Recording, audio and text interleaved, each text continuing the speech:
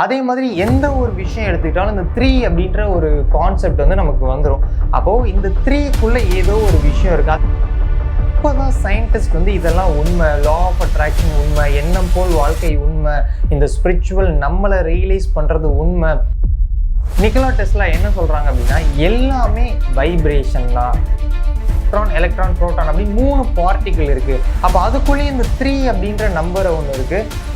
இந்த சவுண்டில் இருந்து தான் பிரபஞ்சமே கிரியேட் ஆயிருக்கு. இந்த ஒரு பவர்ஃபுல் மெத்தடை நீங்கள் யூஸ் பண்ணீங்கன்னா ரிலேஷன்ஷிப், மணி, மெட்டீரியல் திங், ட்ரீம் ஜாப், இந்த மாதிரி எதை வேணாலும் உங்களால் ரொம்ப ஈஸியாக மேனிஃபெஸ்ட் பண்ண முடியும். அது என்ன மெத்தட் அப்படின்னா, நிக்கோலா டெஸ்லாவுடைய 369 மெத்தட். இந்த பிரபஞ்சத்தில் நிறைய விஷயங்கள் நமக்கு இன்னும் புரியாமலே இருக்குது, புரிஞ்சுக்க முடியாமலே இருக்குது. அப்போ இப்போ தான் சயின்டிஸ்ட் வந்து இதெல்லாம் உண்மை, லா ஆஃப் அட்ராக்ஷன் உண்மை, எண்ணம் போல் வாழ்க்கை உண்மை, இந்த ஸ்பிரிச்சுவல் நம்மளை ரியலைஸ் பண்ணுறது உண்மை அப்படின்ற மாதிரி இப்போ தான் அதை ரிசர்ச் பண்ணி கண்டுபிடிச்சிக்கிட்டு இருக்காங்க. அப்போது இன்னும் பல விஷயங்கள் இந்த பிரபஞ்சத்தில் நம்மளால் புரிஞ்சிக்க முடியாமல் இருக்குது. அந்த மாதிரி தான் இந்த 369 மெத்தட் அப்படின்றது.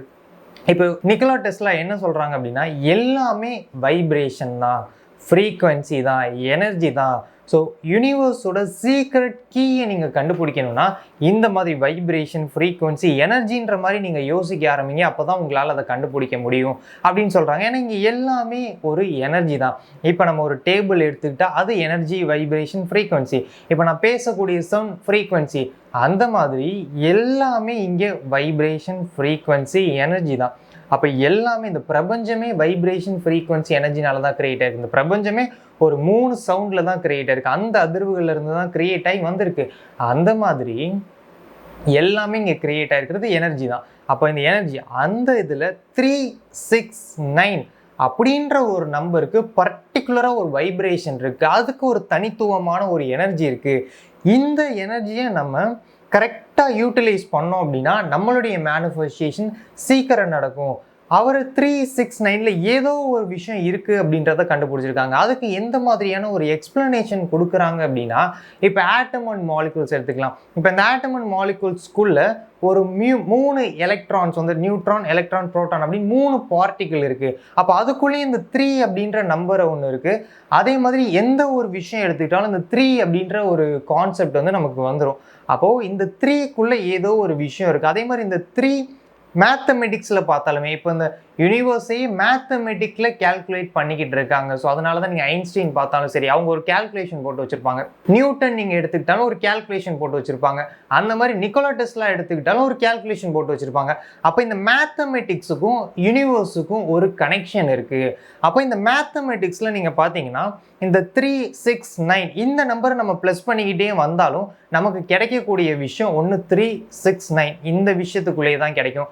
அந்த மாதிரி இந்த மற்ற நம்பர்ஸ் 1, 2, 4, 5, 7 இந்த மாதிரி விஷயத்த நம்ம ப்ளஸ் பண்ணிக்கிட்டே வந்தால் இந்த 369 வராமல் அதுக்கு ரிலேட்டடாக இருக்கக்கூடிய விஷயங்கள் தான் நமக்கு வரும். அப்போ இந்த மேத்தமெட்டிக்ஸ்லேயே இந்த 369 அப்படின்ற ஒரு விஷயம் யூனிக்னஸாக இருக்குது அப்படின்றத அவங்க கண்டுபிடிச்சிருக்காங்க.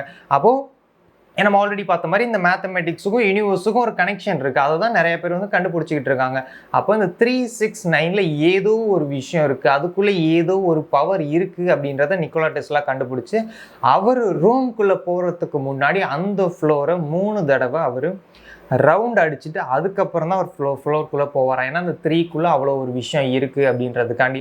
அப்போ இது எந்த மாதிரி மேனிஃபெஸ்ட் பண்ணலாம் எல்லாருமே? அப்போ நான் 3 தடவை அஃபர்மேஷன் சொல்லுமா, 6 தடவை அஃபர்மேஷன் சொல்லுமா, 9 தடவை அஃபர்மேஷன் சொல்லுமா, இல்லை 3 தடவை விஷுவல் பண்ணுமா அப்படின்னு நிறைய கன்ஃபியூஸ்டாக நீங்கள் இருப்பீங்க.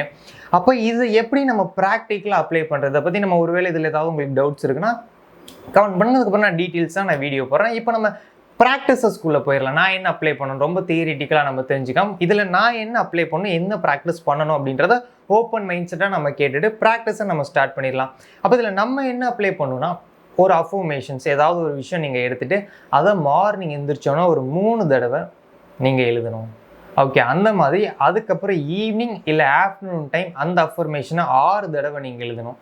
திரும்ப நைட்டு தூங்குறதுக்கு முன்னாடி அதை 9 தடவை இந்த அஃபர்மேஷனை நீங்கள் எழுதணும். அப்போ இப்படி எழுதும்போது நம்ம ஒரு பர்டிகுலரான ஒரு வைப்ரேஷனில் இருக்கும். இது எப்படி இதெல்லாம் உண்மையாக அந்த மாதிரி எழுதுனா நமக்கு நடக்குமா? இப்போ இந்த பிரபஞ்சமே 3 சவுண்டில் இருந்தால் கிரியேட் ஆகிருக்கு. ஆ, ஊ இம் இந்த சவுண்ட் அப்படின்னு சொல்லுவாங்க. இந்த சவுண்டில் இருந்து தான் பிரபஞ்சமே கிரியேட் ஆயிருக்கு. இந்த சவுண்டு தான் போக போக ஓமா மாறிடுச்சு, அப்புறம் போக போக ஆமேனா மாறிடுச்சு. ஸோ இதுதான் அப்போ இந்த 3 சவுண்ட். அப்போ இந்த 3 அப்படின்ற விஷயத்தில் பிரபஞ்சமே இந்த 3ன்றதுல தான் உருவாயிருக்கு. அந்த 3 சவுண்டில் தான் உருவாயிருக்கு. அப்போ பர்டிகுலராக அந்த சவுண்டை நம்ம கொடுக்கும்போது இம்ன்ற மாதிரி அந்த சவுண்டில் நம்ம டியூன் ஆகும்போது நம்ம ஒரு பர்டிகுலர் வைப்ரேஷனுக்கு நம்ம வருவோம்.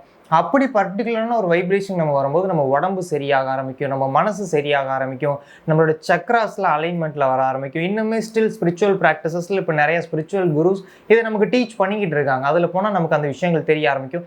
இதை நம்ம இந்த 369 நிக்கோலா டெஸ்லா மெத்தட் மூலமாக நம்ம லா ஆஃப் அட்ராக்ஷனுக்கு, நம்மளுடைய மேனிஃபெஸ்டேஷனுக்கு நம்ம அப்ளை பண்ணிக்கலாம்.